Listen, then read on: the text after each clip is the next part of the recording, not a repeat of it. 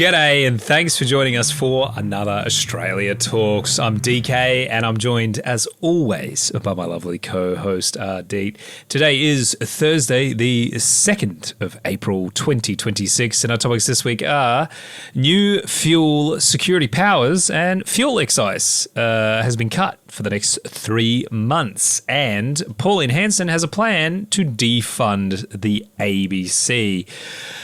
Of course, we have our Two Ticks Down talk, and then we'll jump into This Week in Australian History, and we'll finish off, as always, with the 4X bottle top trivia. But before we get into all of that, let's catch up on the last week. Yesterday, it was April Fool's Days. Ardeet, did you see any good April Fools? No, I didn't see any good April Fools. I was pinched and punched by my sister and my niece via text, which normally I get them, and Mrs. Ardeet always gets me early in the morning while I'm half asleep anyway.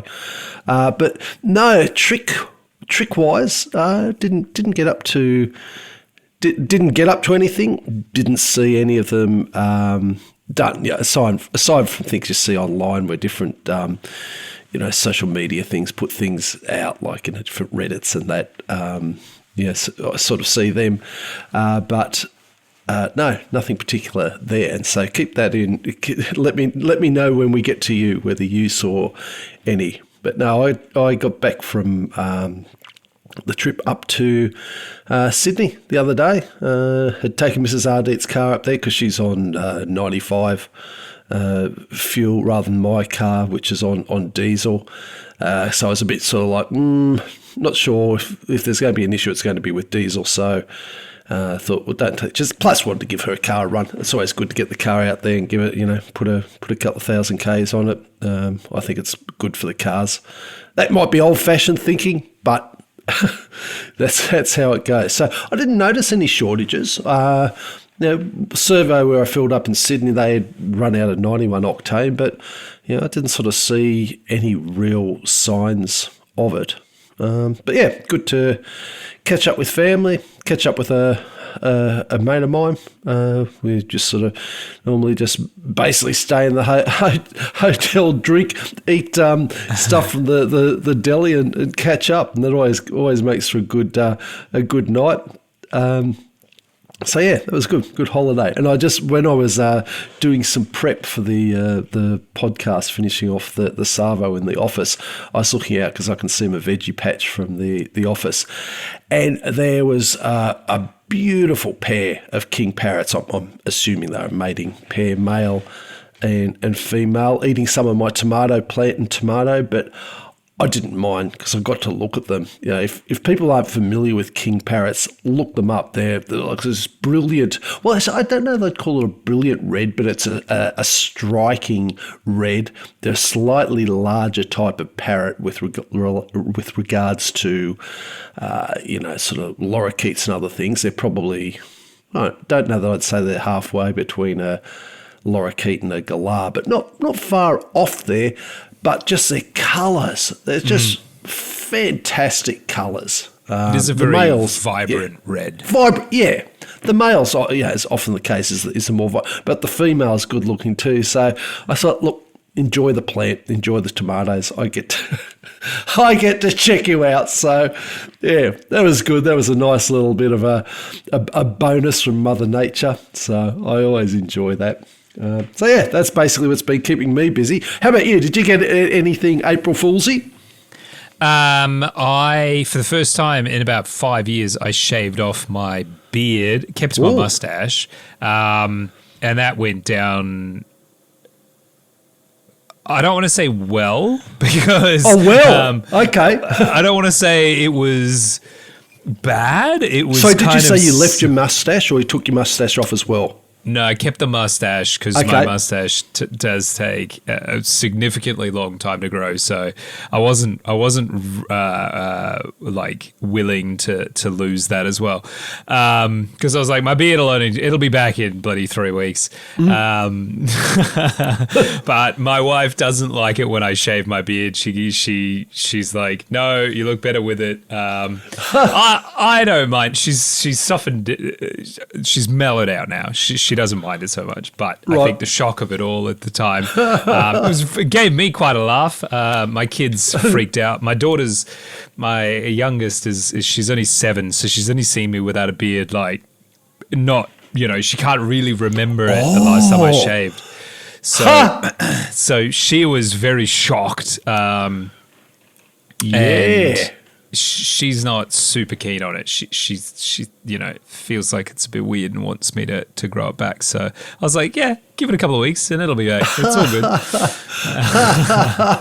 Oh, that's funny. I suppose it would be a big change for her. Yeah. So other than that, though, I was a bit disappointed this year. I did see a couple of funny things posted around, but broadly speaking, I think this year was a bit of a dud for New Year's, unfortunately. Sorry, not New Year's, April Fools. Yeah, I don't know. I think maybe we'll start to see things pop up, of course, now because we're sort of early in the day because of the time zones. For us to sort of get them, a lot of American companies and European companies and things like that do some of the better things. They don't really kick in until sort of now-ish for us. But unfortunately, I mean, I've looked around. I haven't really seen too many. So if you've seen some, by the time you hear this, all of them should have well and truly happened. If you've seen some that were really good, flick us an email at australiatalks@proton.me. We'd love to. I love April Fool's Days and enjoy. I like good ones. Yeah, the good ones that come. But I feel like I don't know. I just feel like they're rarer these days, unfortunately. Yeah, I sort of feel like with the growth of social media and it's sort of becoming almost a bit expected, and because there's so many bizarre things happen anyway, that you really sort of have to go and push it in some areas or be subtle and clever, and not a lot of them get past the keeper. Yeah, I think you're right. I think we also kind of live in a bit of an absurd world at the minute as well, where maybe something that would have been quite funny a few years ago kind of just slips between the cracks these days and things like that. I don't know. Maybe we're all a bit jaded and exhausted, and you throw it all together, and yeah, I don't know. But if you're hearing this and you've seen something really good, something funny, or something that tickled your fancy, let us know. Send us an email at australiatalks@proton.me. Yep. All right. Labor is going to use, the Labor Party, the federal government, is using new fuel security powers to underwrite extra shipments of fuel and fertilizer and other things to Australia. Oh boy, this is a big one again. But this is a developing story, so let's get stuck into it. The Australian government will take the financial risk of additional imports of essential products affected by the war in the Middle East to get extra supplies of petrol, diesel and fertilizer into the country. The Prime Minister, Anthony Albanese, announced the new fuel security powers last Saturday after a month of soaring diesel and petrol prices and widespread shortages of service stations, particularly in regional areas.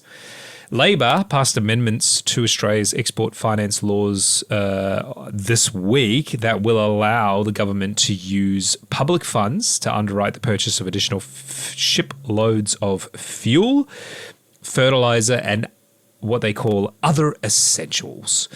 The new law also delivers on the government's commitment to establish a critical minerals strategic reserve, allowing the government to secure, sell and stockpile critical minerals and rare earths vital to Australia's economy, national security and, of course, the future made in Australia ambitions. The powers will only be used to help acquire additional supply that is valuable for Australia's fuel security and where it would be cost prohibitive for private suppliers to source on the commercial terms without government support, the government said.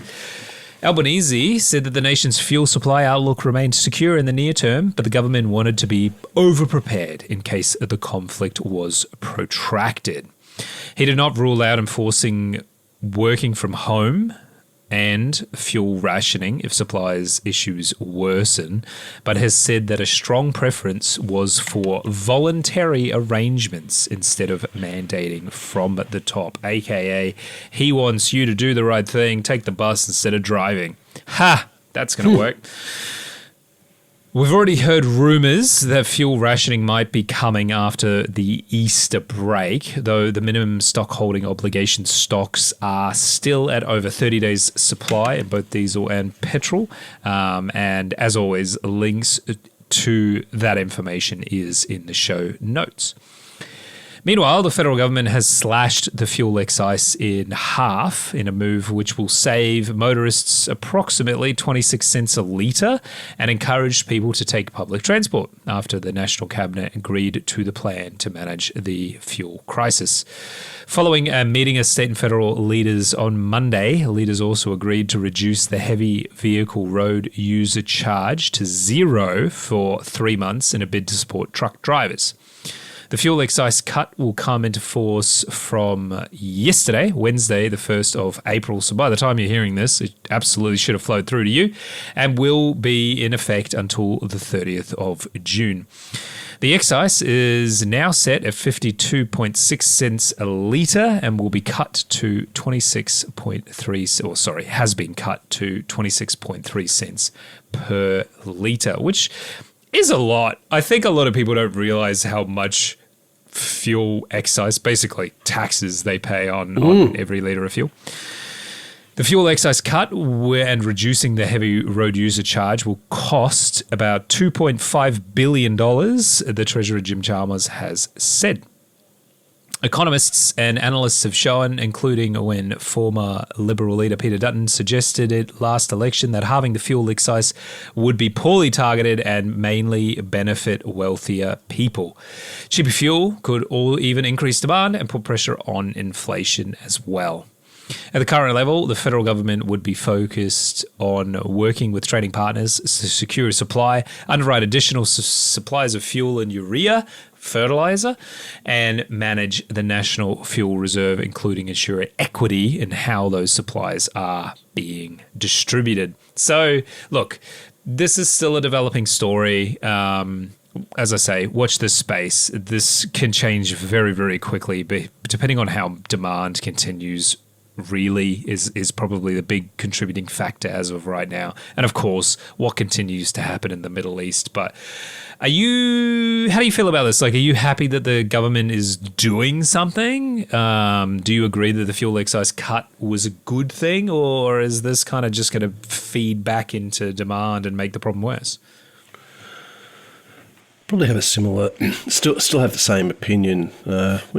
We talked about fuel a couple of weeks ago or three, whatever it was reasonably recently, and yep. I still have that same opinion that this has exposed weaknesses, which I consider defence weaknesses.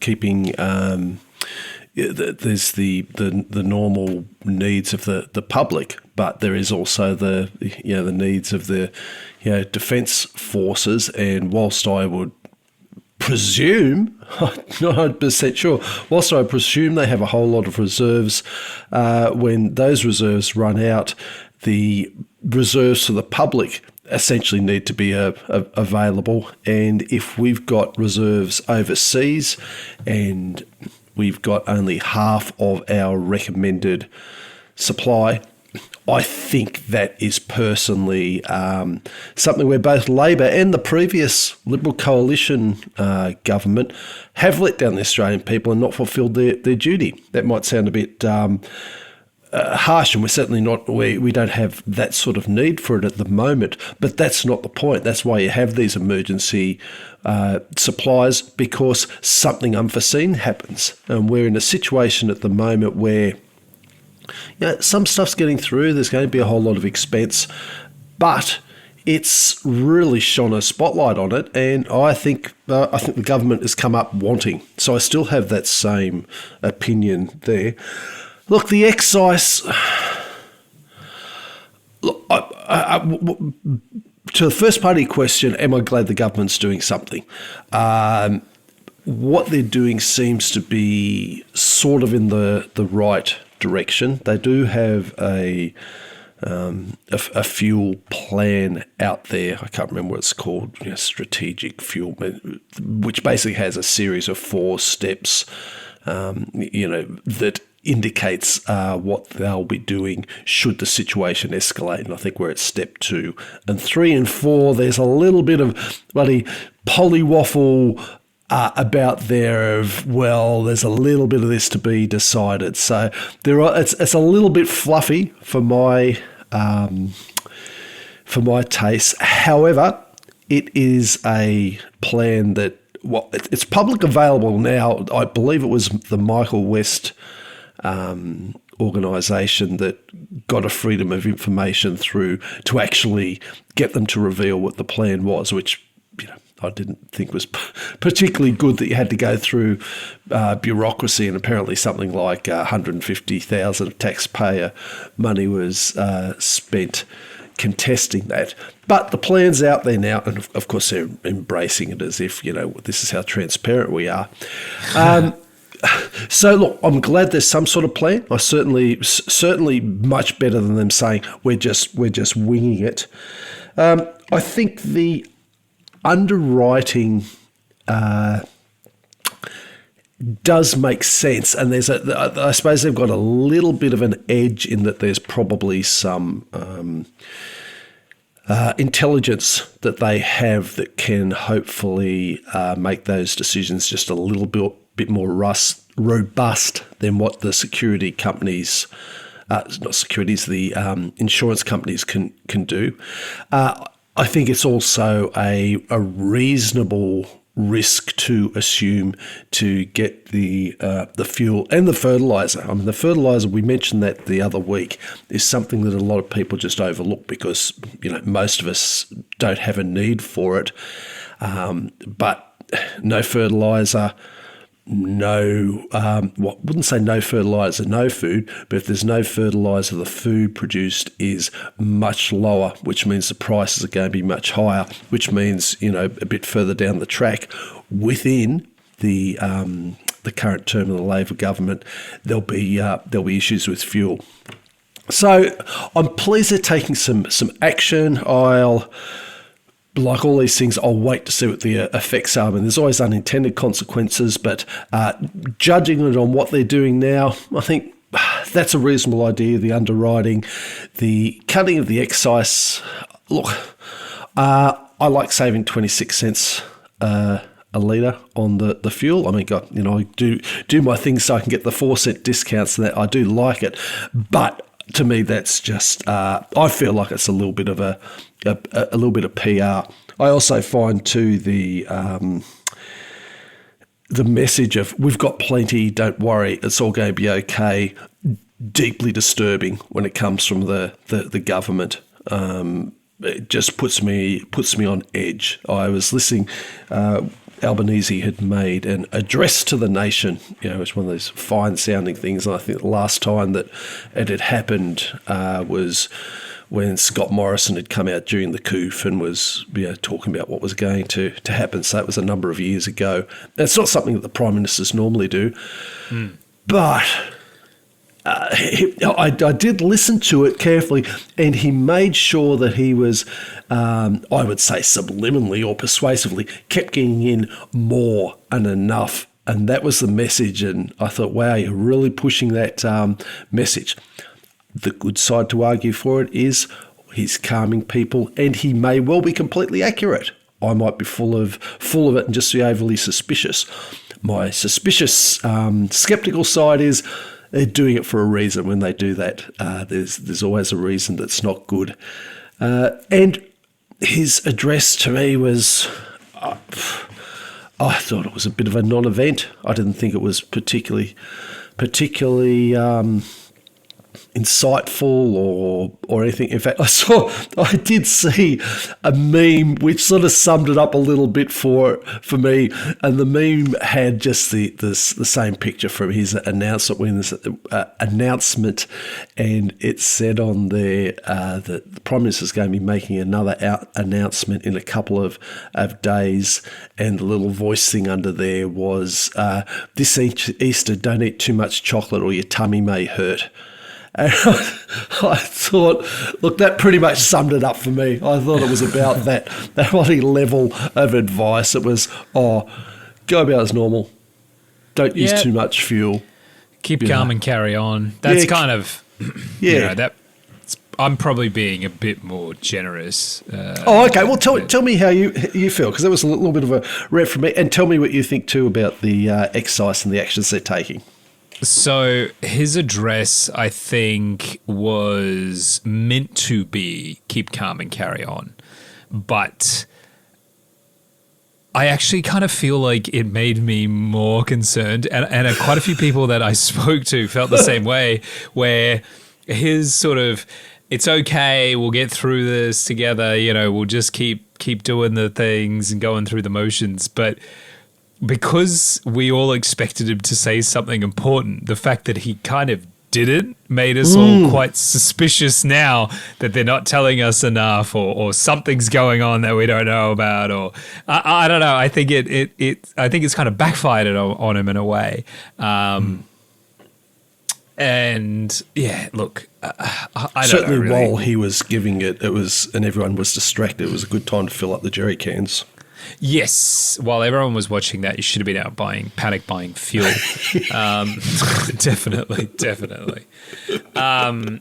Especially the sort of like strong preference for voluntarily not using too much fuel and all this kind of stuff. It's like, what does that even look like? What does that even really mean? Like, are you suggesting we should take the bus, but you don't want to specifically say that? I don't know. It's very mixed messaging, I think.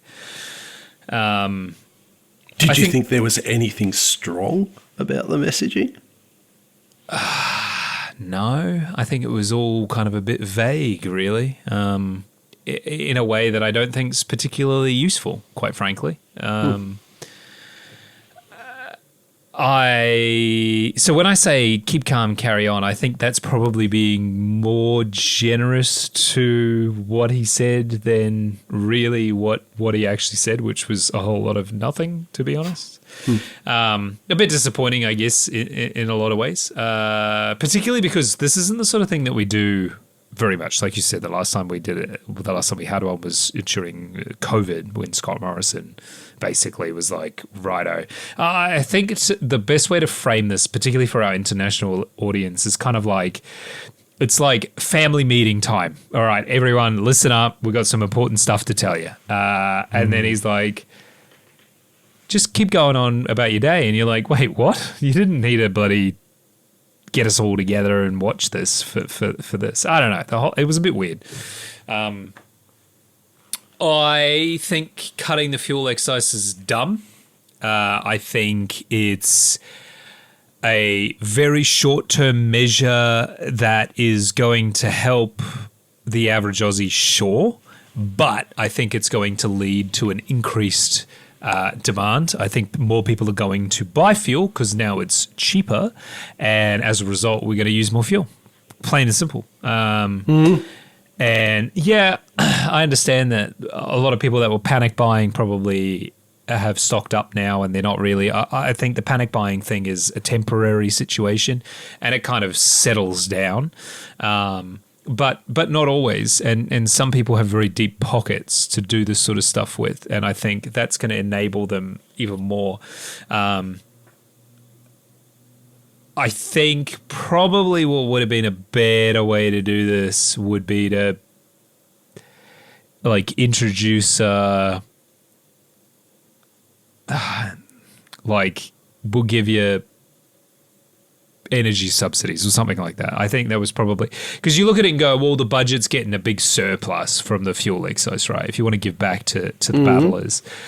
if you want to do something for the average Aussie, I don't think cutting the fuel excise is the way to go. I would have thought that maybe like extending energy supplements or something like that would have been an actual, probably more useful benefit to the average punter. But anyway, it is what it is. This is the direction they've gone down. I'm keeping an eye on the minimum stock holding obligations, but as of yesterday when they updated it, not much had changed. Actually, not much has changed in those numbers really at all, and that's not too unexpected. You had thrown a link into the show notes from memory on that. Can you just for mates of the podcast, just give it a quick outline of that if you can? Yep. So basically the government mandates its regulated entities. So this is basically the fuel suppliers, the petrol service stations, like all of those sorts of things. They have an obligation to tell the government how much they hold in stock every week. And all of that data gets put together, and very, very gratefully, the government posts this on their website, which no one normally gives a crap about. But all of a sudden, a lot of people give a lot of crap about. One thing that does bother me is they use the word gasoline on there instead of petrol or petroleum, and I don't really know why. But anyway, it's just... It seems a bit weird because it's what are we, Americans now?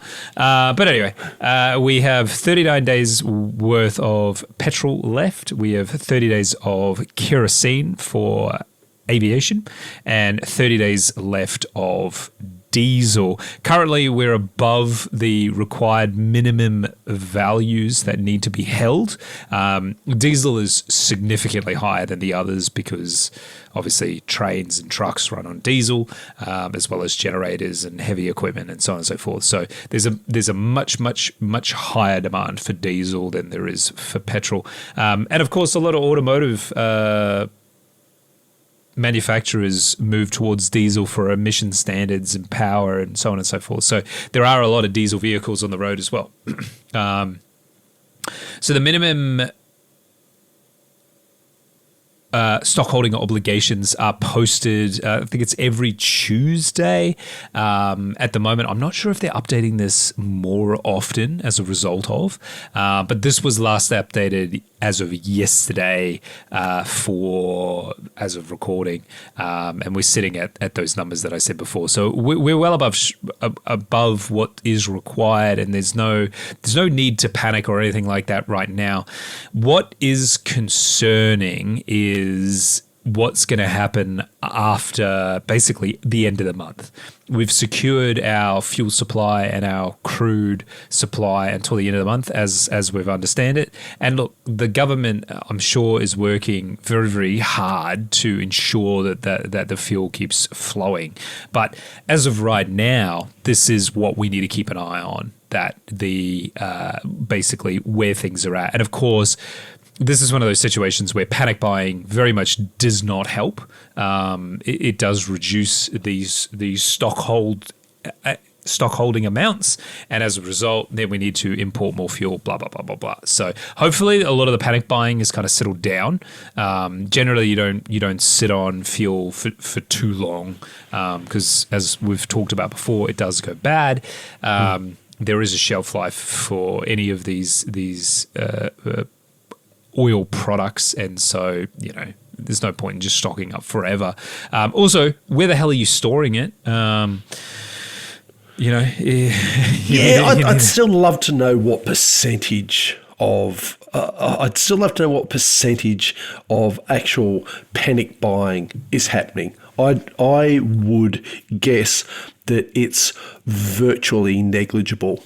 I think the number of people that would bother to go out and get jerry cans to fill them up, I think your average person doesn't. They just sort of think, oh, well, where am I going to put it? Oh, I don't want to have that stinky thing, around the house. I don't want to put it in my car. I'll just, go down and top up as I need to. And I think for people with jerry cans, most people who've got them, maybe one or two. So you're not really talking, you're talking exception for large amounts of panic buying, and even then, in terms of the amount overall consumption, I'm highly, highly sceptical that it's as bad and as much of a problem as what's being made out. I don't have figures to back that up. I'd love to see some figures, but the side that's accusing people of panic buying and causing a problem hasn't provided figures either, as far as I'm aware.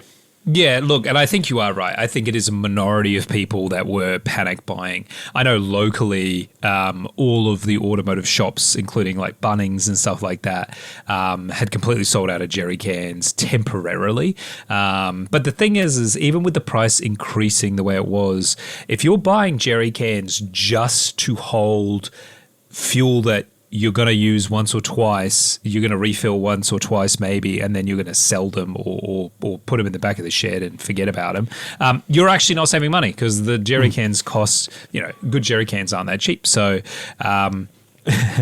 like I've got a few jerry cans and we spoke about this at the time and I had filled them up, but I had a need and I have machines that need diesel, which is the process, I take the jerry cans to the petrol station and I fill them up with diesel and I bring them home so I can put them in my machines, and that's how it works, and that's what I've always done. So I'm not panic buying and I'm not hoarding diesel. I'm just using it as I need to for the machines that I have that need them to run. So, but that's what you do whether there's this fuel issue or not. Same as like the farmers. There's plenty of farmers. The more remote you get, the bigger their tank of diesel, because you need to use it.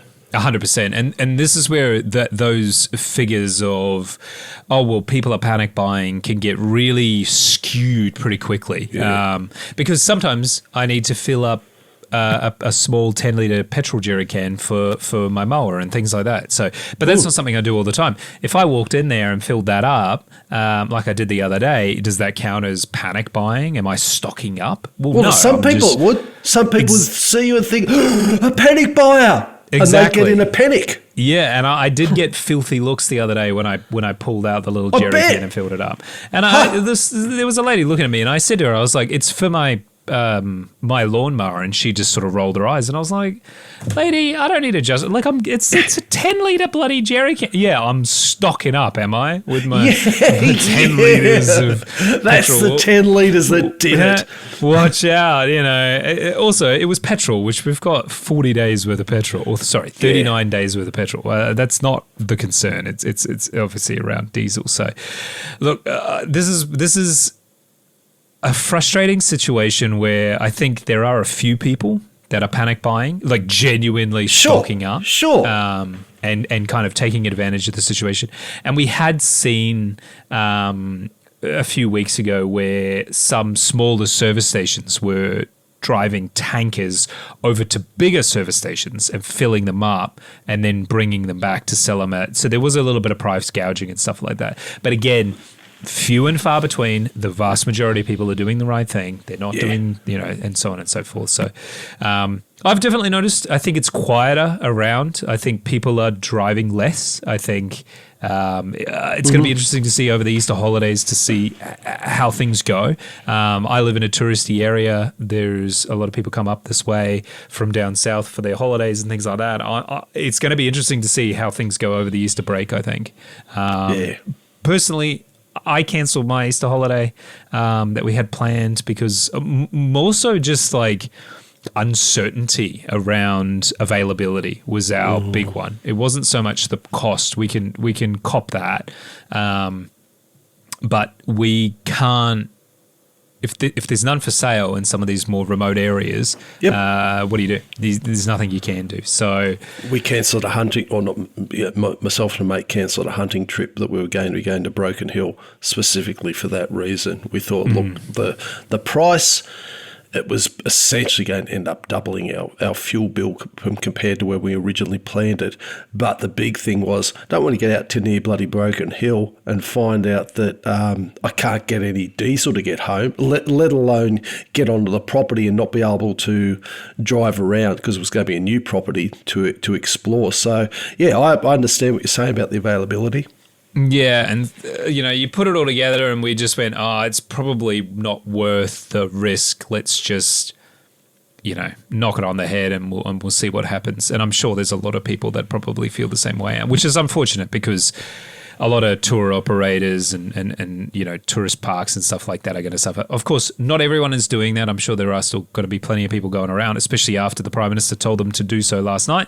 But for now, we're not doing it. So I think, look, it's probably the smart thing, I think, in the short term, particularly if you are going to a remote area, just to take the pressure off those service stations in that area. As the Prime Minister said, maybe self-regulate a little bit, but make sure you spend some money, of course.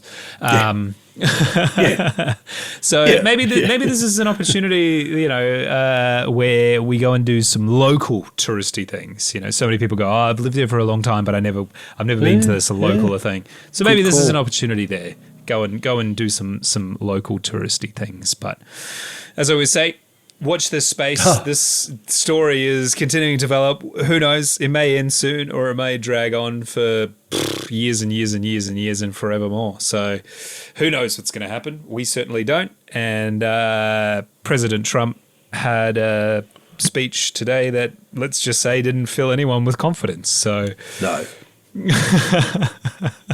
And on that doom and gloom, let's move on. It's time for our Two Ticks Town Talk. I've been everywhere, man. I've been everywhere, man. Across the desert, fair man. I've breathed the mountain air, man. I've traveled, I've had my share, man. I've been everywhere. I've been here, there. All right, credit for this week's Two Ticks Town Talk has to go to my father on the trip to Sydney, which I just got back from. We had talked about Leeton and the surrounding area where he grew up. We did a lot of his growing up. So this week's Two Ticks Town Talk is Leeton in New South Wales. We're speaking to him about it. There's a whole lot of details and tidbits I didn't know. And as myself and DK so often do, when something catches our interest, we do like to share it with you guys and girls. So Leeton is a thriving regional town in the Riverina district of New South Wales. Got a population of around 6,900 and is situated about 560 kilometres west of Sydney, at an elevation of 138 metres with hot, dry summers and cool winters. So it's a service centre for one of Australia's most productive agricultural regions, known as Australia's rice capital and the heart of Sunrise Country. And Sunrise is an Australian-owned company founded in 1950 by rice growers and one of the largest rice food companies in the world. Which is a big thing worldwide. I genuinely did not know that was an Australian company. I'd never really thought about it before, but there you go. Yeah, exactly. The centre of Leeton features a distinctive circular layout. Question for you, which means it was designed by which well-known architect? He's the guy that did Canberra, I'm guessing. That's exactly the guy. If you can't get it, I'll tell you. But yeah, you nailed the bloke. What's his bloody name? Please tell me. They named the lake after him, Lake Burley Griffin. So, that's it. Walter Burley Griffin designed it in 1910s with tree-lined streets, 102 hectares of public reserves, and some well-preserved Art Deco buildings, including 21 listed on the New South Wales Heritage Register.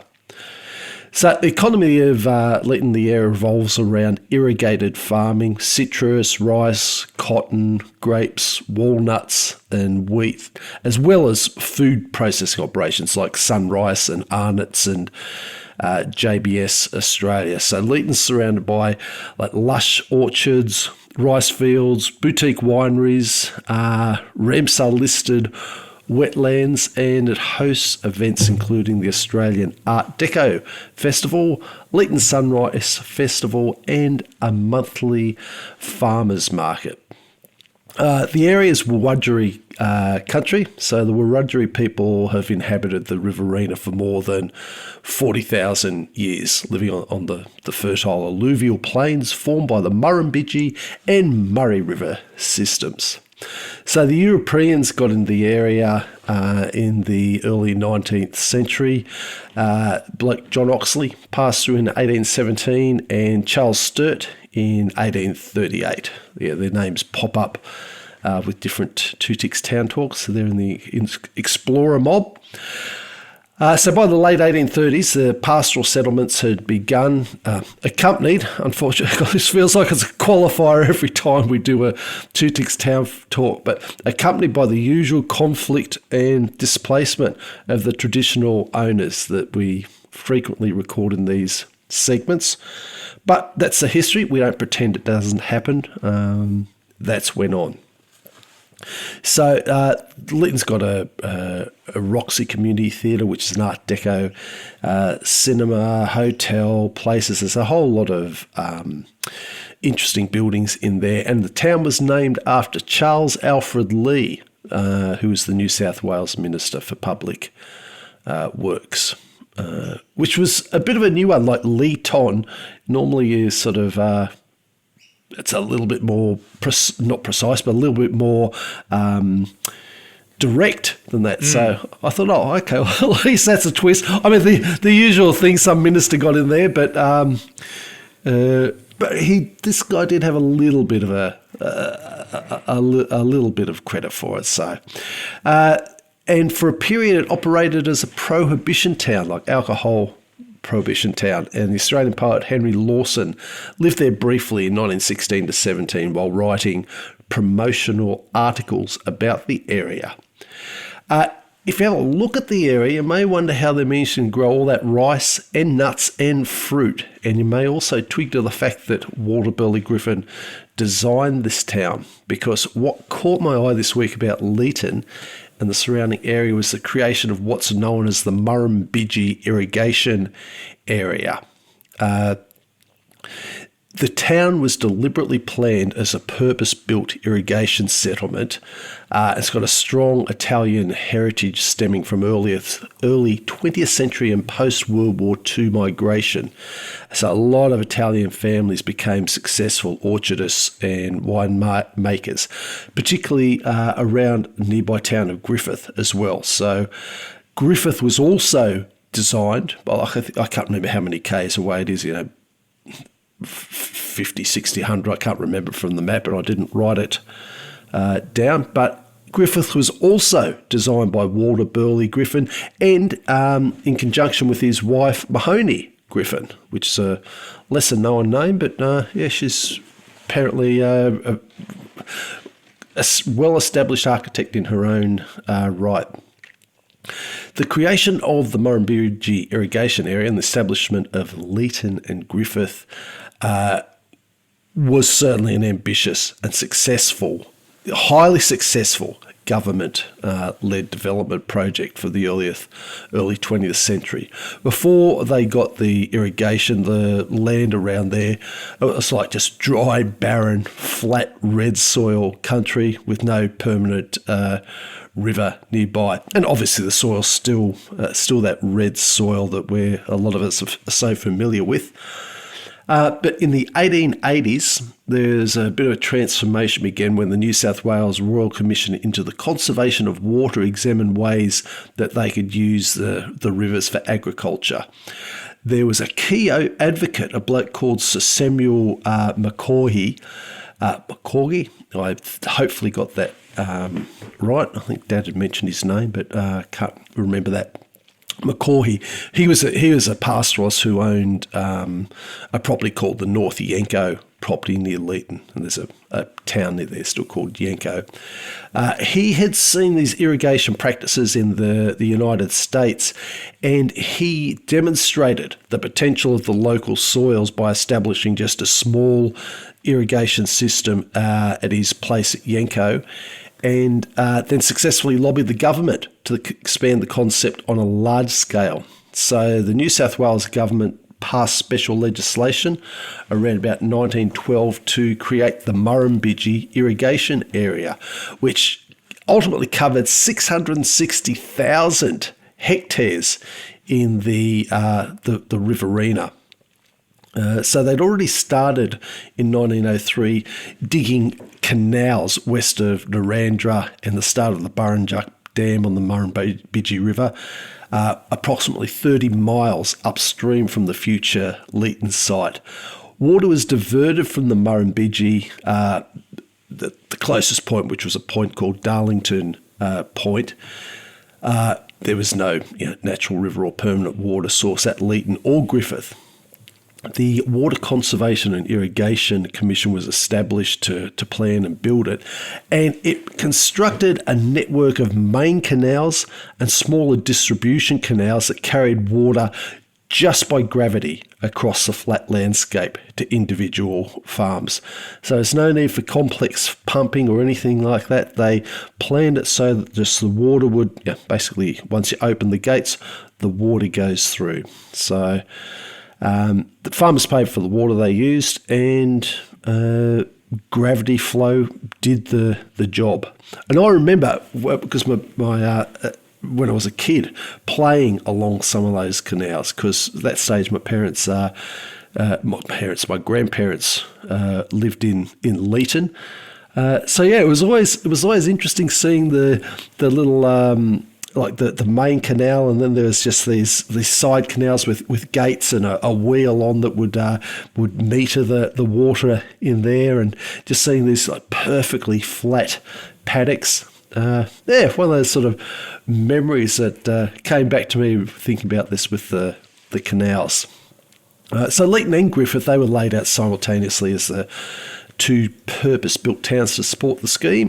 Leeton was gazetted on 2nd of April 1913, and once the water began flowing in 1912, the barren plains, they just became highly productive land for fruit, vegetable, rice and other crops. And the government had put in roughly £4 million, which, 1912 was a shirtload of money, but the money rolled in, and it was a particularly good investment. They made it back in spades. So yeah, it was.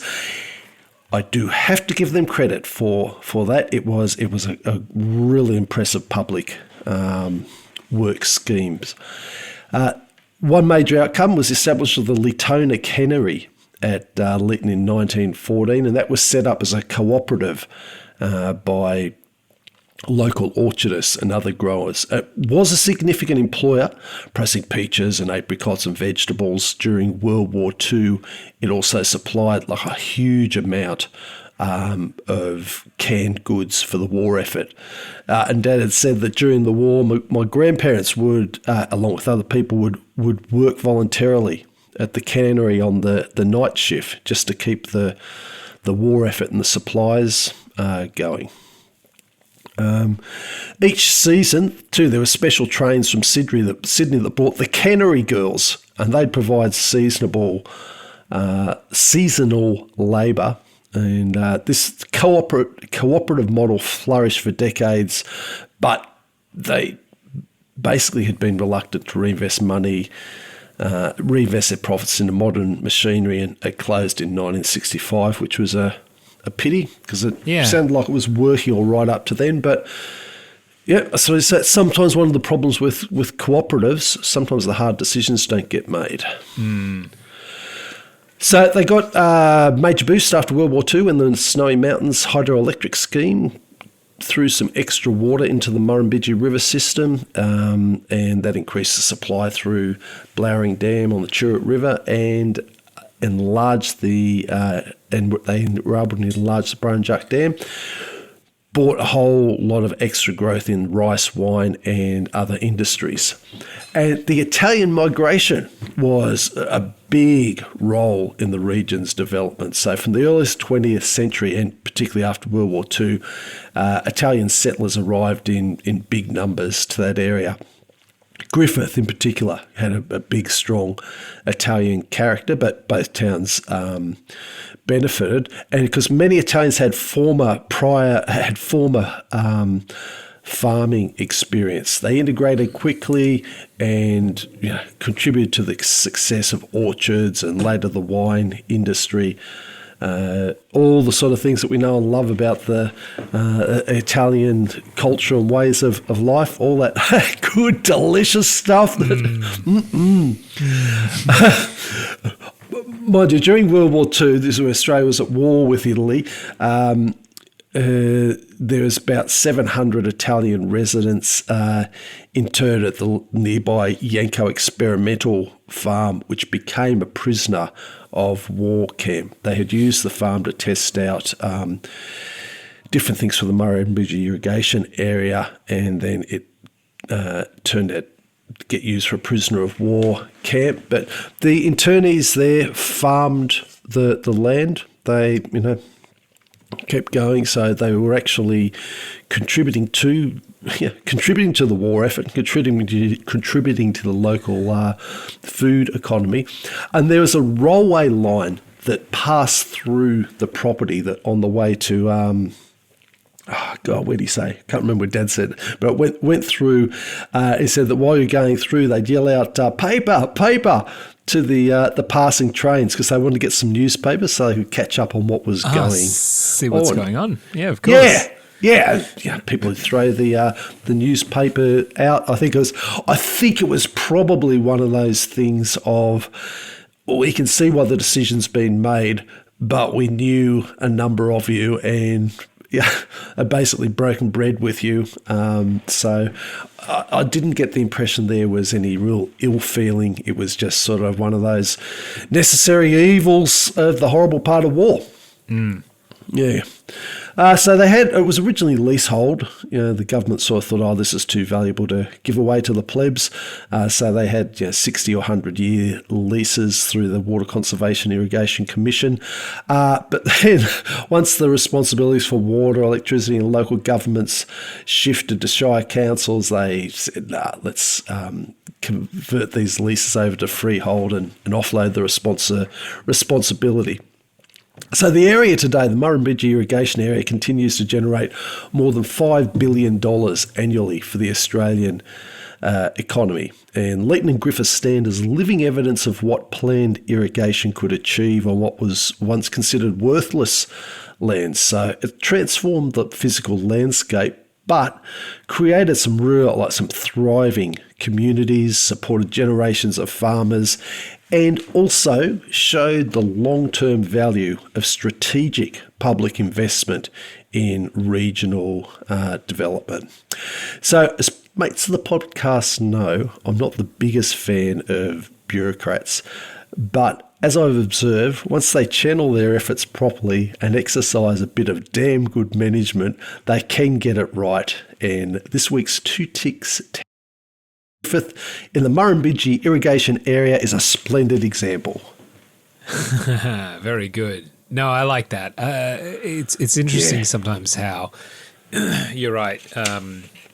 Governments can come together and plan a major infrastructure project like this and plan towns that end up absolutely thriving and become so critical to the country that we are today. It's pretty cool, actually, because you wouldn't think like rice would be particularly. Australia is such an arid country. Growing rice here just kind of seems a bit sort of backwards in some ways, but clearly not. You got the irrigation for it, and you do it the right way. It seems to work pretty well. So there's looking at that soil and everything, and sort of thinking, you know what? If all we had was just a bit of water, this could be super abundant. And carrying that that vision through, and that what was his name? Sir Charles God, I can't remember his name. Sir Samuel Macaughy, McCaughey, McCaughey. having the drive. I mean, he sounds like a pretty driven person. He was an Irish-born bloke, came over here and ended up owning hundreds of thousands of hectares and 1 million sheep. So, he had a bit of drive. But someone has to push this stuff. You're right. Someone has to go, I can see the opportunity there. This is a good thing. Let's get the money and investment into it to actually make it happen. And I think that's kind of something we're missing these days a little bit, I guess, is that drive. It's not that people don't have it. It's that, the pieces don't come into play quite as easily as maybe they did in the past. So, but I'm hoping I'm wrong. I'd love to see some more purpose-built towns here in Australia. We friggin' need them. We need the houses, we need the people, and I think more of that sort of planned, successful communities, particularly.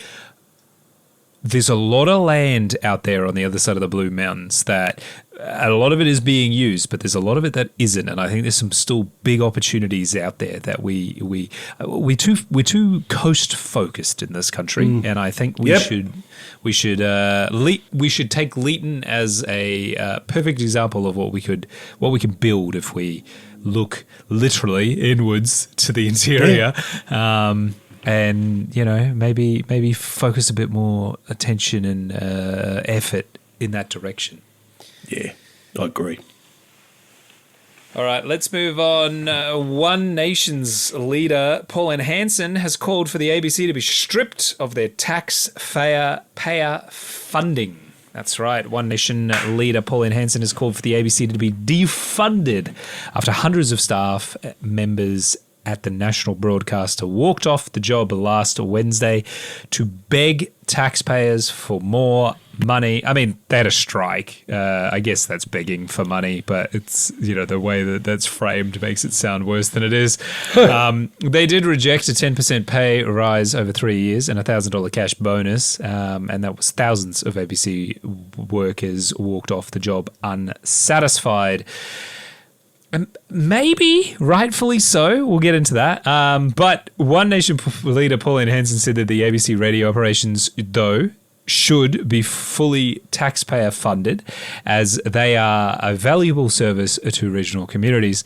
But she said that the rest of the ABC should be shut down and put on a subscription model. She specifically said to Sky News, quote, defund it, the $1.2 billion a year, then they can have to reapply for jobs and be on subscription only. Sorry. She has a particularly interesting way of talking. We'll put it that way. So you'll have to forgive me as I read this out loud.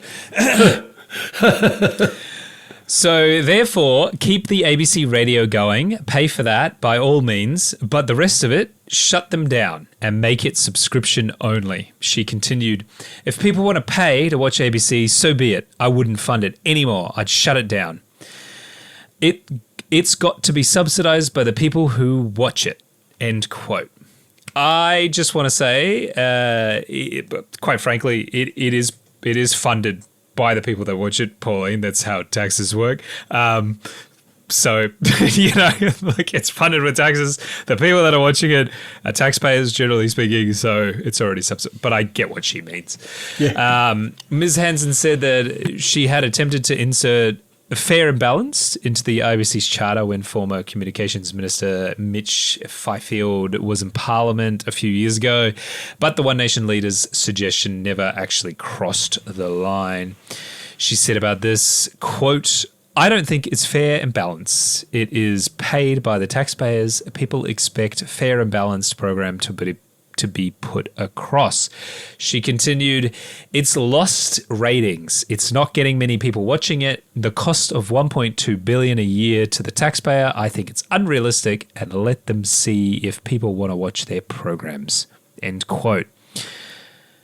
The comments are not the first time the Queensland Senator has lashed out at the national broadcaster. Back in 2017, the good old days, Senator Hanson said that she would boycott the ABC following a Four Corners report on One Nation and an insiders program on the Senator's planned trip to Iraq and Afghanistan at the time. Though Hanson isn't the first right-wing politician to target the ABC, previous coalition governments, including former Liberal leader Peter Dutton himself, have historically been deeply hostile to the public broadcaster. Peter Dutton specifically said that if he were elected, a coalition government would reward excellence and keep funding in place if the ABC is being run efficiently. At the time, many picked up on the implicit threat that his government did not find excellence, it would cut funding. But there's kind of more than that. For example, who defines what excellence and efficiency actually is, and what does that even mean? Second, the ABC is set up by statute to run independent of the government. And third, the ABC has been subjected to a slew of efficiency reviews back in 1988, 1997, 2006, and 2014, and again in 2018. Overwhelmingly, they found that the ABC does more with fewer resources than its counterparts in commercial media. Probably why those ABC staff members were striking. For example, back in 2006, at the behest of the coalition government then led by John Howard, KPMG found that the ABC was broadly efficient organisation, providing a high volume of outputs and quality relative to the level of funding it receives. Basically, if we translate that from consultancy speak, the ABC's annual budget of $1.2 billion costs $43 per person in Australia. The cheapest subscription to Netflix costs more than twice that, at about $95.88 a year. And of course, the ABC provides a month. Well, $95.88 a year would be the cheapest Netflix subscription you could get, because $1.2 billion a year costs $43 per Australian per year to fund the ABC. Sorry, my mistake. Yeah, so if you were to instead fund Netflix, you would be paying more than twice the amount. And of course, the ABC provides much more than just streaming services, streaming news, current affairs, original broadcasting, shows. God, it just goes on and on. Quite frankly, it's incredible that they do as much as they do with $1.2 billion in funding. The ABC's combined national audience reach across television, radio, and online is incredibly high. It's estimated to be 68.1% over a period of a week in 2021. That's 68.1% of the Australian population over the period of a week. Back in 2021, of course, we don't have new figures because this year is a census year. Hooray! We'll get new figures. Other studies have varied in their impact. In 2023, 79% of Australians said that they trusted the ABC as a news source, and 76% believed that it does a good job keeping them informed, particularly during emergencies. So, sorry, Pauline, I think the actual Australian population doesn't quite agree on your situation here. Maybe she's just got an axe to grind, but I sort of don't really get the right-wing attitude towards the ABC because it does appear to be pretty wildly popular and generally quite highly trusted. I personally think it's reasonably fairly balanced with a couple of exceptions. We're talking about the news here. Its opinion articles are pretty trash, but they're opinion articles. What can you expect?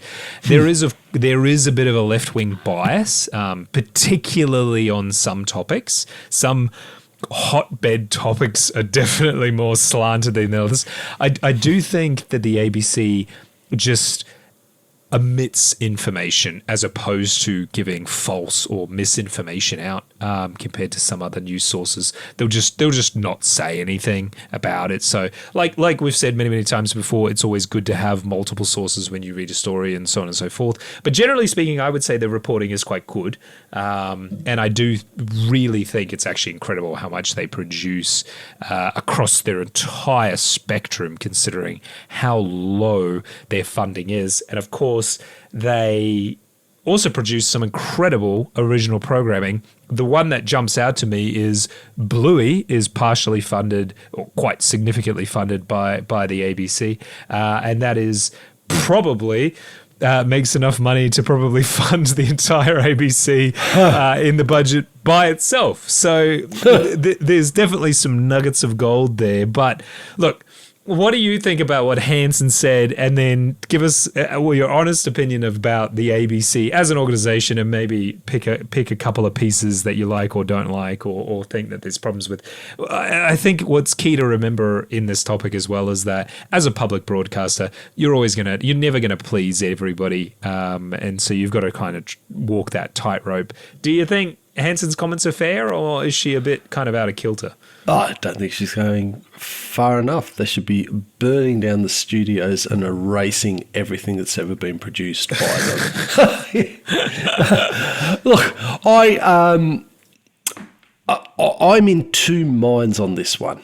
I think the mob paying the bills always has undue influence on the recipient, regardless of how much you might have these fine-sounding words on paper saying we're independent. And I also think the people who evangelise for the ABC are those whose views align with the organisation. Yeah. The other side, I would say that's true of probably all organisations, though, well, right? That's very It's in some ways that's a very obvious thing to say, but it does tie into that left wing, right wing thing in that I can't in my. It must have happened. I'm sure it's happened. But in my lifetime, I can't really remember anyone that I would consider left-wing coming out and saying we need to defund or drastically reduce the ABC, which means that there is either an inherent bias or perception of support for those alignment of views, which for me, by definition, makes it a non-independent and unbalanced, if that turned out to be true. And I will get onto that later, but that's what I was meaning about the views aligning with the organisation. The other side that puts me in two minds is that the ABC pumps out a lot of high-quality journalism and programming, in my opinion. It also provides a service to our rural communities that's just not economically feasible for a lot of places. Certainly, modern tech and internet and that has drastically changed that. But for all that tech, at the end of the day, being able to turn on an analog car radio or just stick up an aerial and get valuable information is something that has a high level of worth to not the majority of Australians, but a number of Australians who it's often life-saving, or it's, keeps them in contact with the rest of the wider community. So for the way that it provides a service to our rural communities, I find that a high value. For me, if I was king of Australia, I think the ABC would be way, way down the list of government programs that I'd be getting rid of. Ideologically, it falls into that slot of, I don't think the government should be putting money at it, but realistically, there's a lot of good stuff that it does. Look, there's also a little bit of a romanticising of things like this, referring to Auntie, which the BBC is also referred to as Auntie. So it's that sort of like, it's our ABC, it's your ABC, it's all that, which certainly is true. You're getting, we're the ones forking out the money for it.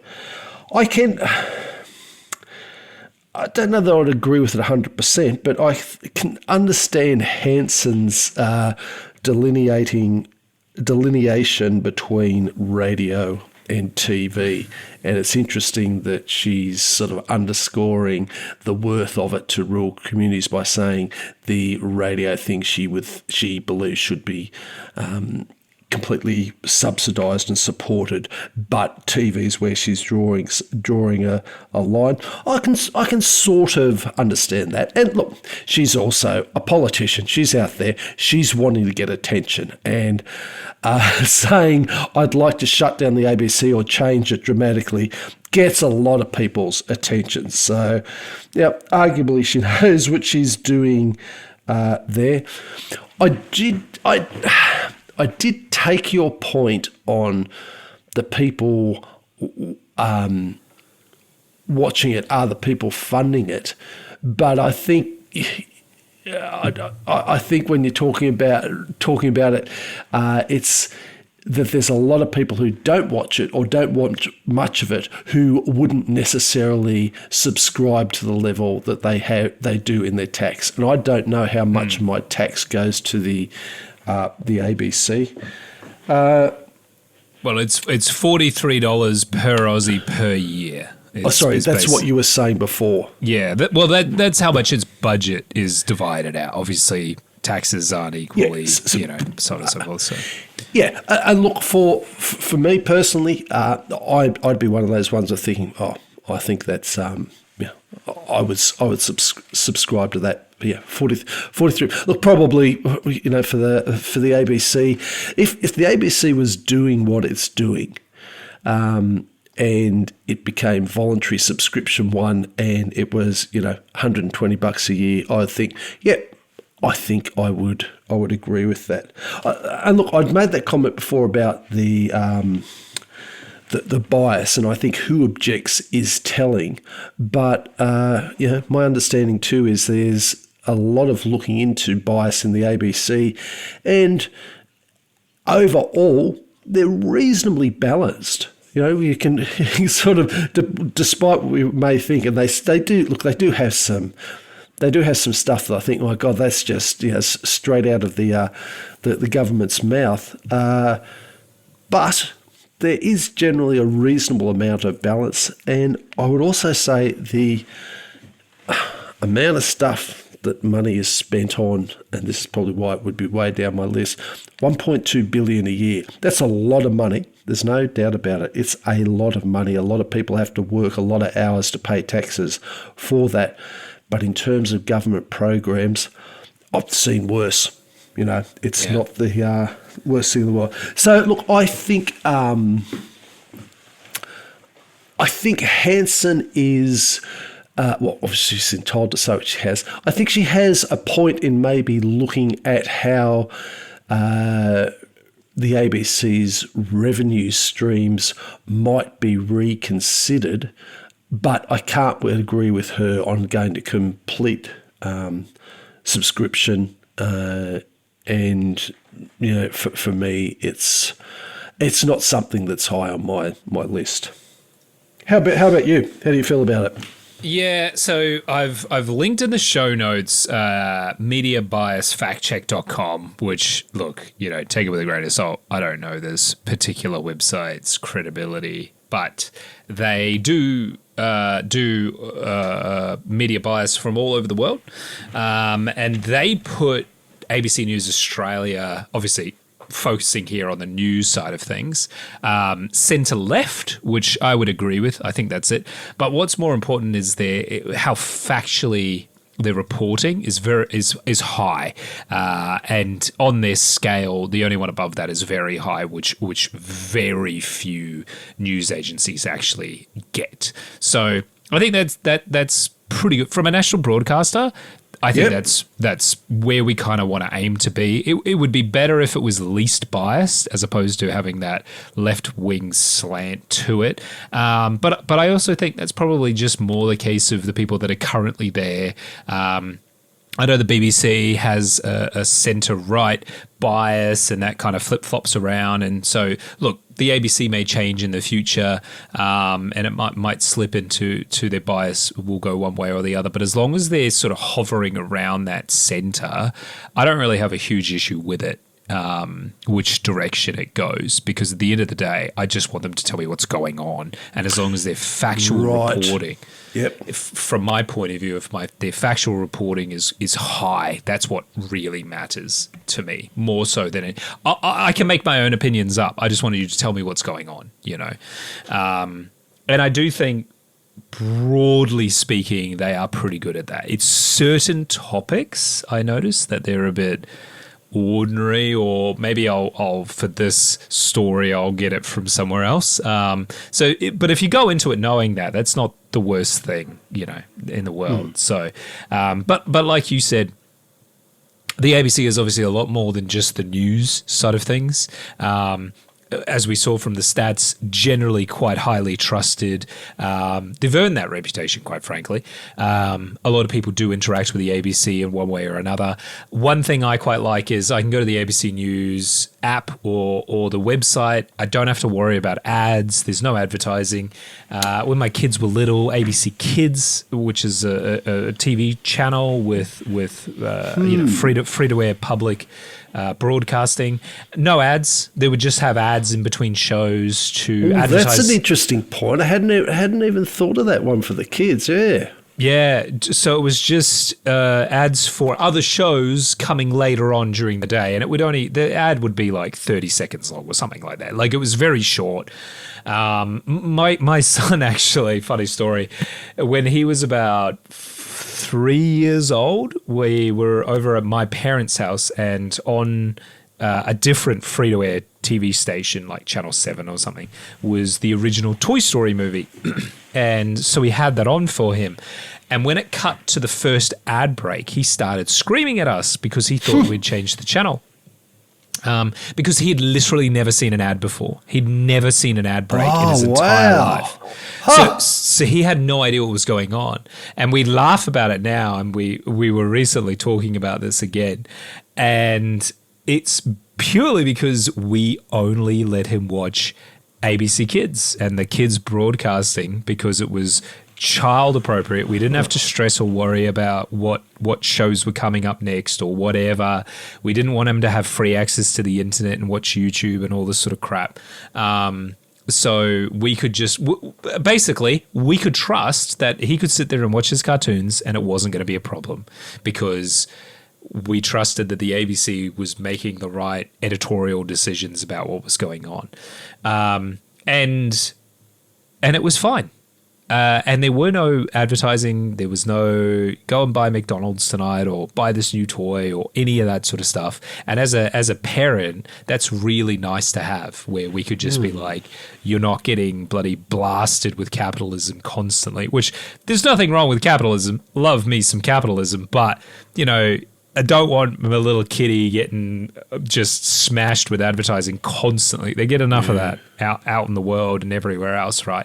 When he's trying to watch his cartoons about bloody Sesame Street and Numbers and all this sort of stuff, right? So I think from a kid point of view, the ABC is extremely valuable. I also think it's really valuable, like you said, about regional areas with the radio and stuff like that, emergency broadcasts, et cetera, et cetera. So I think there's a huge amount of value in the ABC. And if I was King of Australia, it would be very low on my things to cut or trim back if I had to reassess the budget. If anything, I actually think the ABC should probably be funded a bit more, quite frankly. To do what they do with $1.2 billion, which sounds like a lot, but really, if you consider how big this organization is and what it does, that's an incredibly low amount of money, quite frankly. The amount of people they employ, and it's something like 70% of their budget goes just to wages. So if you're talking about... Wow. Oh, that's an interesting figure. I probably shouldn't be surprised given the amount of people they have, but that's an interesting figure.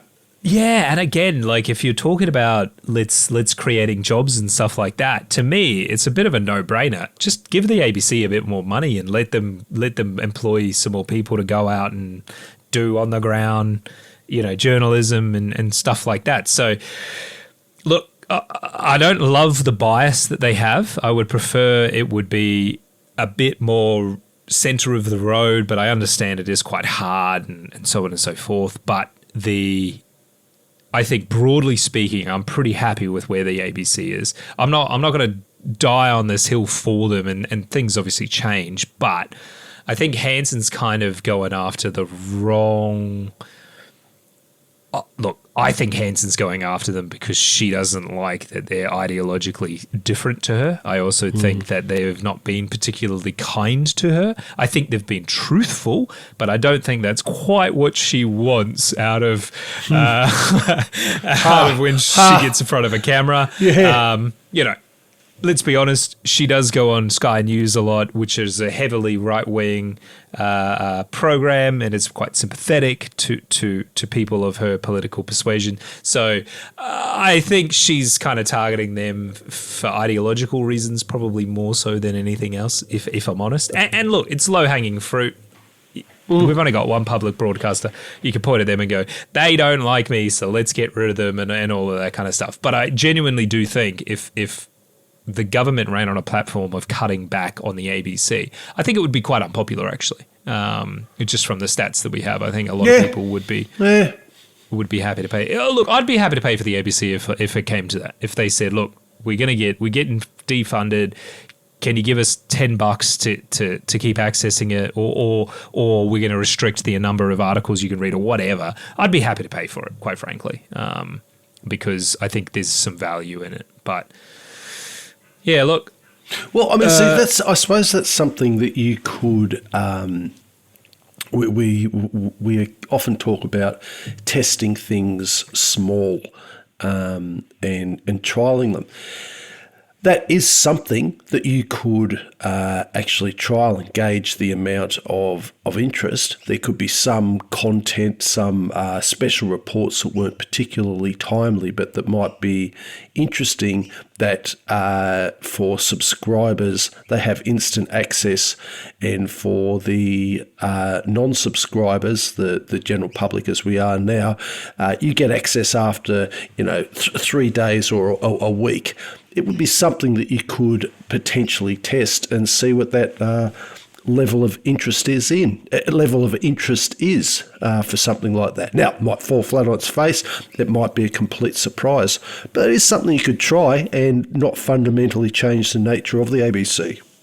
I do think for the ABC, though, that is a real slippery slope, because as soon as they suggest something like that, politicians like Hanson are going to come out going, look, see, they don't need funding and we're going to cut it. So I would imagine they would only ever do that once their funding is actually cut, and then they'll look for an alternative model. Until then, they're not going to, they don't want to rock the boat and just keep plugging along as things are. But yeah, look, I remember going to an ABC store quite a few years ago now, and there was like a collection, like a donation box, a big perspex box in the entryway where you could donate money directly to the ABC, and I think I put a couple of dollars, my change, whatever it was, in the box and stuff like that. So they kind of already have a little bit of public donation, but very minor for the scale of the organization and things like that. So I do think they get a little bit of revenue too from selling merchandise and stuff like that in the handful of stores that they have. But to be fair, they probably only really pay for themselves. I can't imagine that's much in the term, long-term scale of things. But look, let us know. Do you think the ABC should be absolutely defunded, or is there some value there that you think is worth saving? Would you be happy to subscribe to the ABC to keep it going as it exists, or would you demand something to be changed? Let us know. Send us an email at australiatalks@proton.me. Otherwise, let's move on. It's time for This Week in Australian History. This Week in Australian History, we're coming 27th to 31st of March and 1st to 2nd of April. March 27th in 1914, 18 people die in the shipwreck of the steamship St. Paul at Cape Morton in Queensland.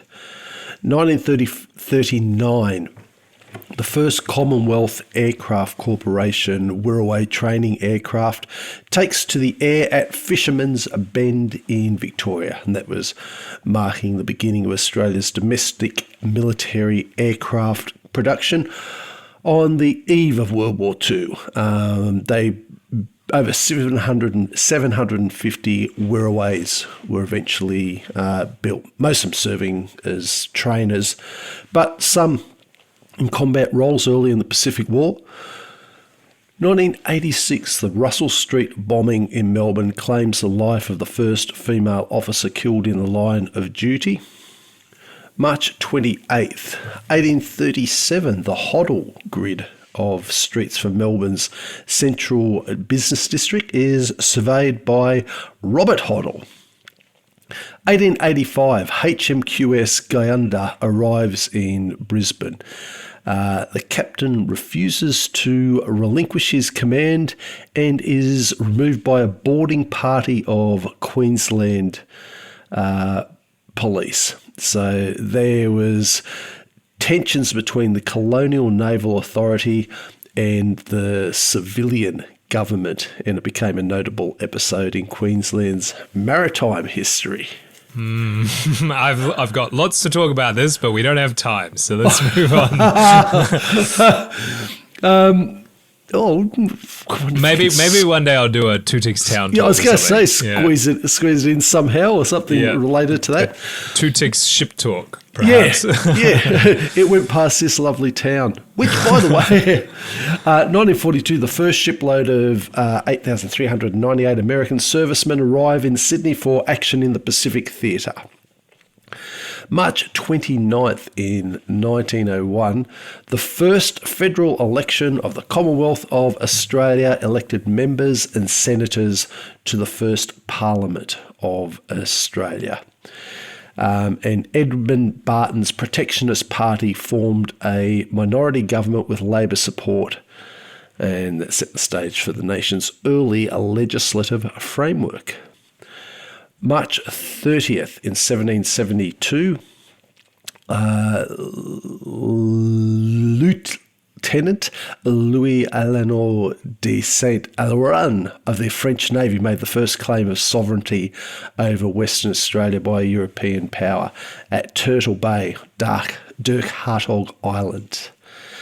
1816, after arriving in Sydney as a convict, Francis Greenway was appointed the government's first civil architect, appointed by Governor Lachlan Macquarie because he had damn good architectural skills. So he went on to design many of Sydney's most sort of enduring colonial buildings, like the Hyde Park Barracks and St. James Church. Eventually earned a conditional pardon and got lasting recognition for it.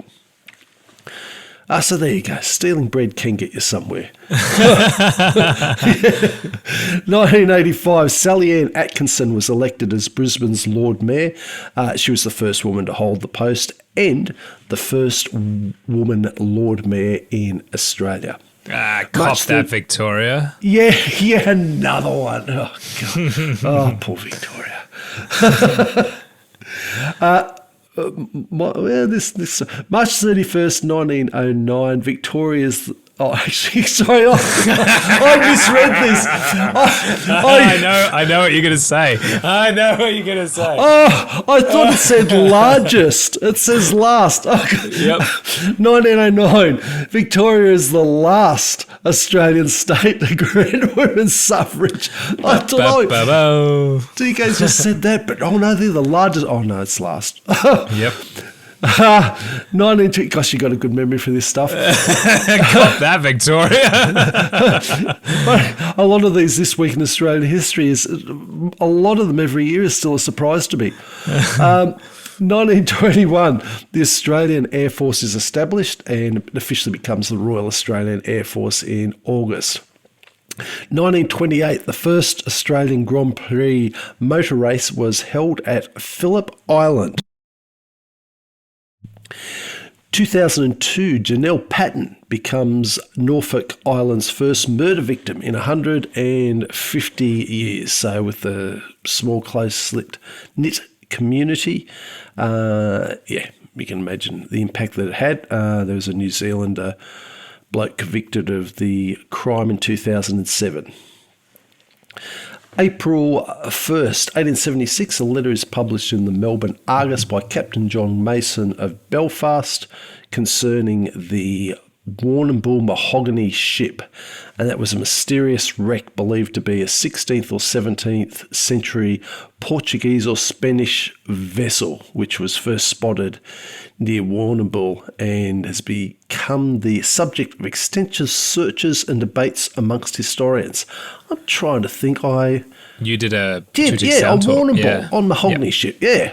So look that up. I'll just put down a note. If I get to it, I'll whack that into the show notes as well. If I don't, if my memory fails me again, just look up Warrnambool. Yeah. 1955, the Far East Strategic Reserve begins in response to communist aggression in Southeast Asia following World War II. So the British Commonwealth military commitment involved Australia, British and New Zealand forces based in Malaya to counter threats from communist insurgencies and regional instability during the Malayan emergency. April 2nd, 1787, Charter of Justice signed providing the authority for the establishment of the first New South Wales courts of criminal and civil jurisdiction. 1844, the first permanent synagogue in Australia opened in Sydney, and it was known as the York Street Synagogue, serving the Jewish community in the colony, and was a significant milestone for religious freedom in early Australia. 1845, Ludwig Leichhardt discovers and names the Burdekin River.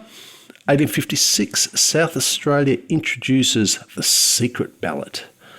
And that was actually quite a big reform. It's known as the Australian ballot, where it allowed voters to mark their choices in private, which meant that the chances of intimidation and bribery in elections were reduced. So it got adopted by other Australian colonies and then influenced global democratic practices, particularly in the UK and the US. So yeah, it was a significant thing. It might have seemed a little bit of a small change, but it did have worldwide ramifications. And another win for South Australia, quite frankly. Like, these guys, good on you, because I think that's like a simple thing that makes a huge difference in the fairness and freeness of an election. Yeah. Yep, exactly. 1905, the Tasmanian General Post Office opens in Hobart, Tasmania. 1930, Isaac Isaacs is appointed as the third Chief Justice of Australia. And he brought extensive legal and political experience to the High Court role. And finally, in 2005, a Royal Australian Navy Westland Sea King helicopter crashes on the Indonesian island of Nias while providing humanitarian support. And the crash was during the Operation Sumatra Assist following a devastating earthquake, killed 9 Australian personnel, and also highlighted the risks of disaster relief commissions. So it did prompt reviews of naval aviation safety, as these things do. It's always, unfortunately, some of these things are just part of continual learning, but did reinforce Australia's commitment to regional humanitarian aid, and the incident is commemorated annually by the Royal Australian Navy. And I think going into the quiz, we should raise a beer to them. What do you reckon? I very much reckon too. Yep. All All right, that sound means it's time for the 4X bottle top question. None of these questions came from a 4X bottle top this time, but hey, there's a mixed bag. And one question that I think you might have asked me in the past, but I can't 100% remember, so I'm throwing it back at you. Oh, no guarantee I'm going to remember it either, as we know. So, first question, you should be able to get this one. What year did Australia get its first female Prime Minister? Oh, yeah, Gillard, she was in... Ooh, when was she?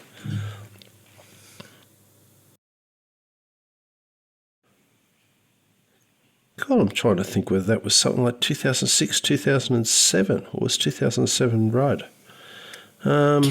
Kevin 07. I'll just... Yeah. Of course, Kevin 07.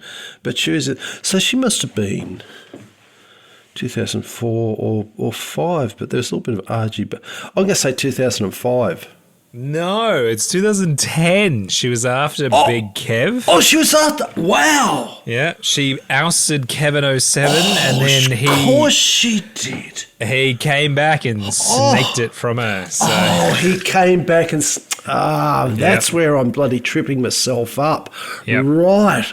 Oh, So God. She Okay. was Australia's first Prime Minister from 2010 to 2013. Ah.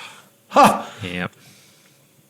All right, second question. How many joeys can a kangaroo have at one time? What is the typical maximum number of joeys that a kangaroo can have at one time?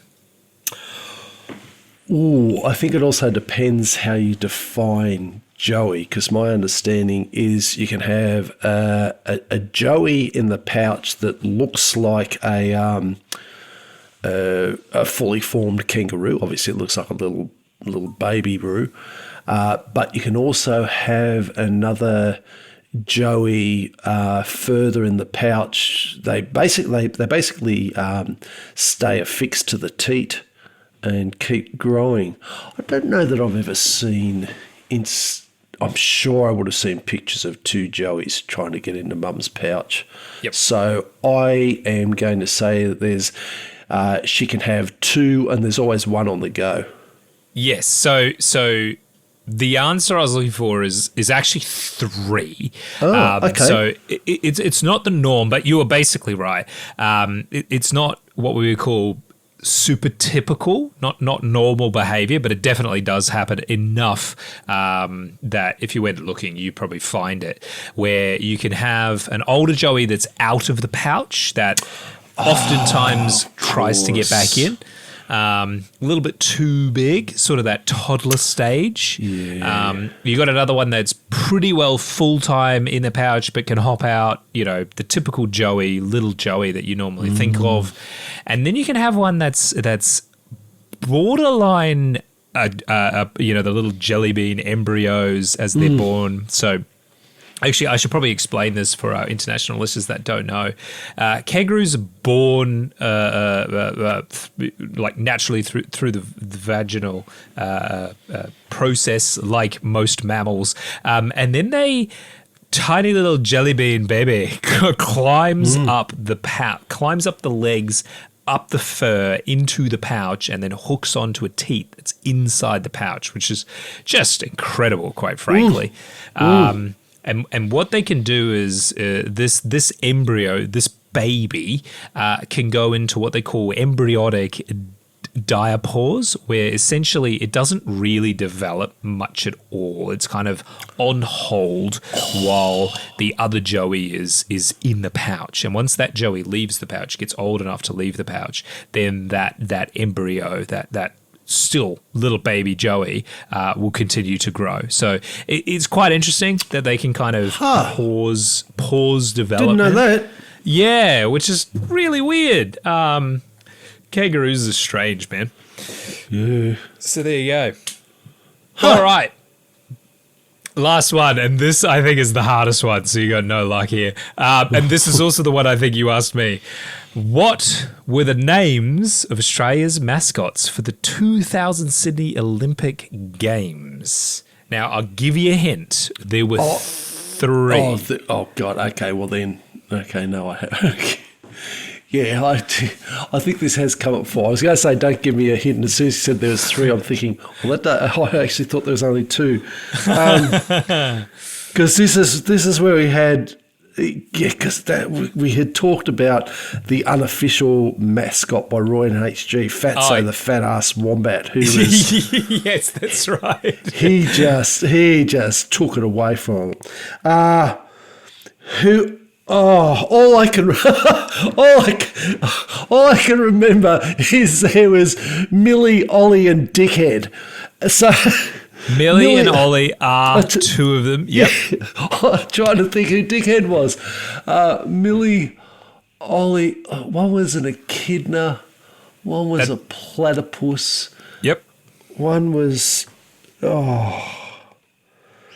Is that funny? Who was Dickhead? That's just stuck in my head. Because it was some stupid name too.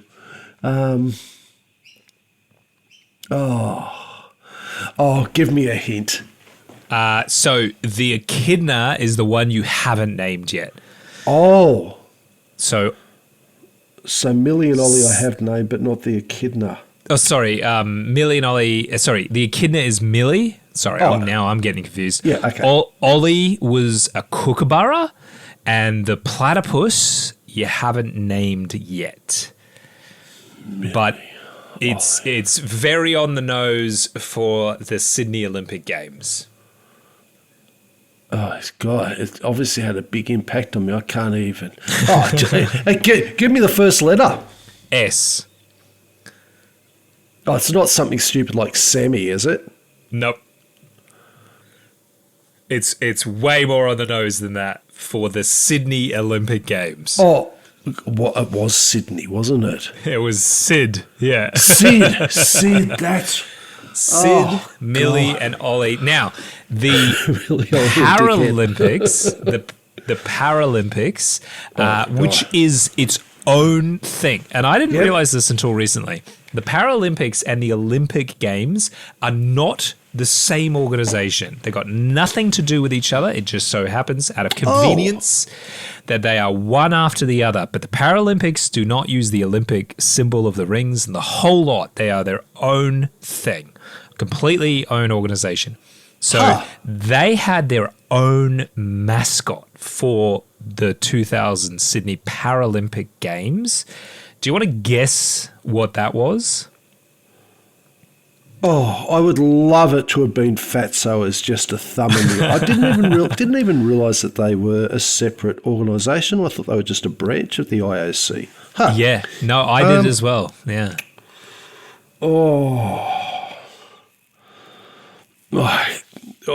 Is there, okay, it's obviously not Fatso, but no, it wasn't Fatso. Disappointing. No, and it wasn't a wombat either. Right. I was going to say, was it a wombat? It wasn't like a Roo in a wheelchair or something, was it? No. It was able-bodied as far as I could tell, and it was an iconic Australian animal. Was it a bird? No. But it was a mammal. No. Oh. Not a cockroach. Nope. Hang on. Was it an insect? No. Hang on. So it was okay. So it wasn't. Was it a crocodile? It wasn't a crocodile, but I like where your mind's at. Oh, so it's going to be something like a frill-neck lizard or a... Yes, it was a frill-neck lizard. Yep. Right. Oh, that's not a bad one. Yep, and actually her frill, when it was folded out, was the shape of Australia, which I thought was quite cool. Oh, right. Oh, that's good. Ha! And what was it called? Do you recall? She was voiced by Olivia Newton-John. Oh, God, that rings a faint bell. Yeah, so her name was Lizzie, the frill neck lizard, and she was the mascot of the 2000 Summer Paralympic Games here in Sydney, which is pretty cool, actually. And yeah, she was a frill neck lizard. For our international listeners that don't know, frill neck lizards are basically that if you've ever seen the first Jurassic Park movie, they're basically that thing with the big neck that pops out like an umbrella, spits acid in your face, and will definitely kill you if you go near it. But very beloved, and the country is full of them. No, they're not that dangerous. They're actually not dangerous pretty much at all. They might give you a nasty bite if you try to pick one up, but I have quite a large one that lives around my place. It's actually it's probably a good half meter long. It's bloody big. It's pretty bloody huge. I don't see it all the time. Yeah. but it obviously is thriving because I see a lot of babies around. I see them more than the big mama. But yeah, it's cool. I've fed it some grubs and things that I find around, and I sort of walk up to it. It's not super friendly, but it's happy enough to kind of let me get close. But I wouldn't try and pick it up. I think that would break the trust, that I've been trying to build over the last few years. But yeah, they're cool. So very groovy. So there you go. You got the 4 Millie, Sid, Ollie, and Lizzie were the mascots for the Sydney Olympic Games. Lock that in the memory because I'm sure it'll come back up, and I guarantee you if you ask me again in a year, I'll have no idea what they are. I can guarantee you I won't either. So thank you so much for joining us for another Australia Talks. If you have any feedback or suggestions for topics, please get in touch with us on our email at australiatalks@proton.me. We'd also be grateful if you could subscribe and give us an honest review, as this helps us out immensely. But the best thing you can do is share it with a friend that you think might like it. Otherwise, join us next week for another episode of Australia Talks. As always, thanks for listening, and don't forget, tell your mum I love her. Thank you, DK. And a quick tip if you're wanting to panic buy, siphon it out from your own fuel tank into your jerry can before you go down, and then you can fill up without judgment.